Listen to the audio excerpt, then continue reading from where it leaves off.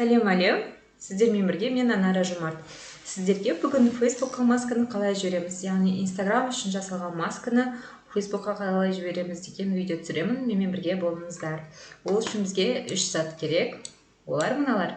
Біріншісі дайын маска, яғни оны сіз жасаған болуыңыз мүмкін, немесе сізге бірі жасап берген болуы мүмкін. Оны почтаңызға жібереді, сіз оны міндетті түрде компьютеріңізге жүктеп қою керексіз.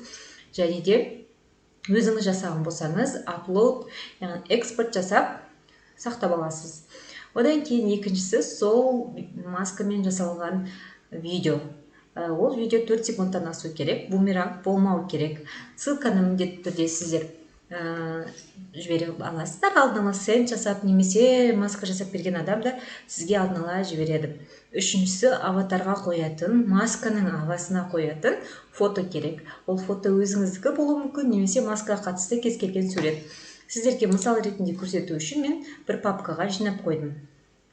Жаңағы мен өзіме бірінші жіберіп алған ссылкамен осылай 4 секундтан асатын видео жазып алдым да, оны WhatsApp арқылы жүктеп қойдым.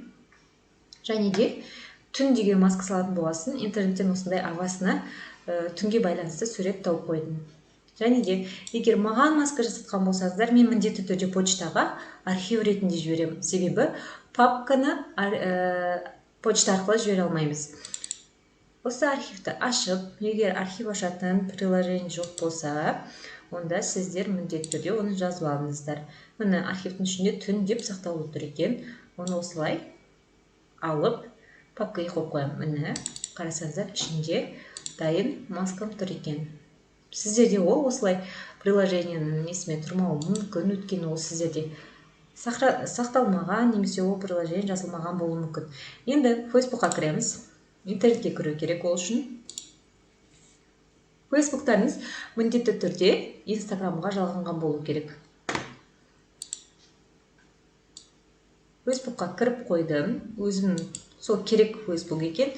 Керек емес Фейсбук болса, выйти деп, басқа сол өзіңізге керек Фейсбукқа кіріп аласыздар. Және Googleға Spark, басқа тілде тұрген, Spark Air деп жазамыз.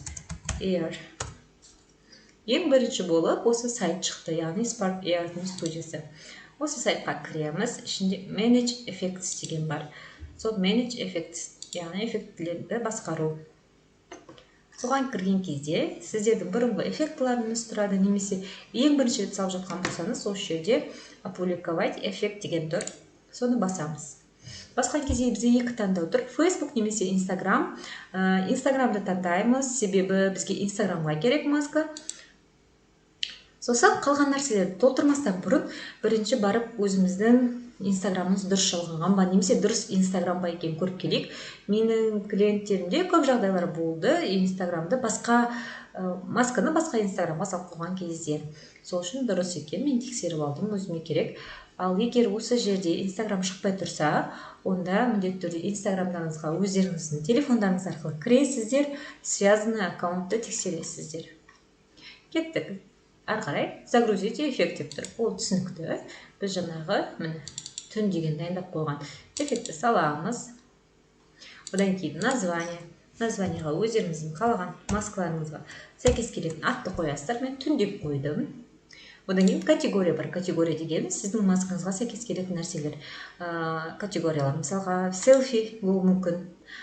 Менде мысалға жаңағы жұлдыздар келетін эффект бар. Сол үшін осы жерде өзіңізге келетін 4 категорияны белгілесеңіздер болады. Facebook өзі қалған категорияға сіздің маскаңызға жатқызады. Одан кейін загрузка видео деп тұр. Сол жерге жаңағы дайындап қойған видеоны салам. Ол видео сіздің Инстаграмыңызда 4-ші бөлікте, яғни маска деген бөлімде үнемі тұрады, навсегда тұрады. Сол үшін әдемі видео болғанын өздеріңіз қадағалаңыздар. Келесі загрузите изображение деп тұр.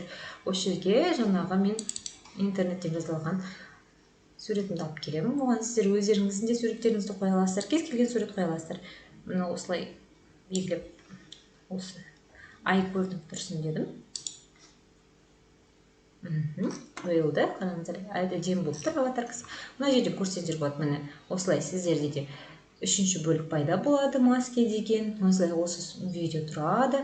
Және жерде аватаркасы және түн деген аты тұр.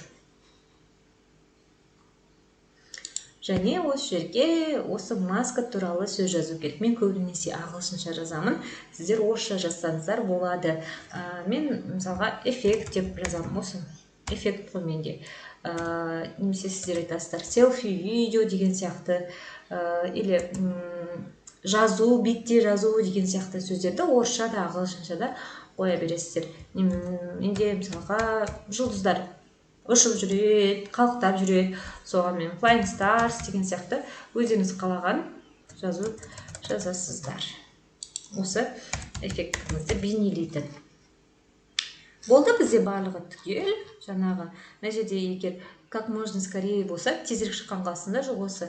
Ал егер өздеріңіз рұқсат берген кезде именно осы мен туған күніме қарсы шықса екен деген адамдар болады. Сондай уақытты белгілесеңіз болады. Мен бірақ как можно скорее деймін. Отправить. Міндетті түрде масканы жібергеннен кейін обновить қайта-қайта қараңыздар, өйткені ошибка болуы мүмкін. Енді менде қазір ошибка жоқ, өйткені толтырып үйрендім. Бұрындары мысалға түн деген название болады, и ағасында да түн деген жазу болса, ол сәйкес келмейді, ол дұрыс емес. Осындай қателер бар. Оны да тәжірибемен көре бересіздер. Міне осы жерде қайта басып обновить етсеңіздер, менде қате жоқ екен. Қатесі бар адамдарда міндетті түрде ошибка деп осы жерде шығарып береді. Сосын масканы 2 сағат пен 10 күннің арасында қабылдайды. Егер оңай маскалар болса, тезірек қабылдап жатады. Ал қиын, эффектілер қиын маскалар болса, ұзақ уақыт қабылдайды. Осылай оңай тәсілі бір үйреніп кетсеңіздер, ары қарай 2-3 секундта бітіріп тастайтын жұмыс. Жақсы, барлықтарыңызға сәттілік, маскаларыңызды Facebook тезірек қабылдасын.